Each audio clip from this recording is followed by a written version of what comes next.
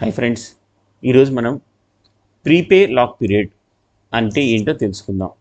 నార్మల్గా లోన్స్ తీసుకున్నప్పుడు ప్రీపే lock period అని చెప్తారు. ఈ లోన్స్కి, గోల్డ్ లోన్స్ కానీ అదర్ లోన్స్ కానీ ప్రీపే లాక్ పీరియడ్ అంటే ఈ ప్రీపే లాక్ పీరియడ్లో మీరు ఎటువంటి ప్రీపేమెంట్ చేయలేరు, రెగ్యులర్ పేమెంట్ చేయొచ్చు. ప్రీపేమెంట్ చేయలేరు అంటే ఒక బల్క్ పేమెంట్ చేయలేరు. ఫర్ ఎగ్జాంపుల్, ఒక లోను 17th అక్టోబర్ డిస్బర్స్ అయింది. Prepay lock period 30 days. So 17th October నుంచి 17th నవంబర్ అనేది ప్రీపే లాక్ పీరియడ్.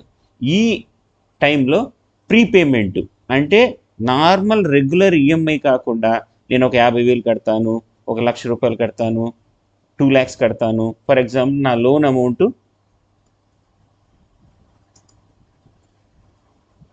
10 lakhs అనుకోండి. నేను ఒక 1,00,000 రూపాయలు కడతాను, 2 లక్షలు కడతాను అంటే ఇది అలౌ చేయరు.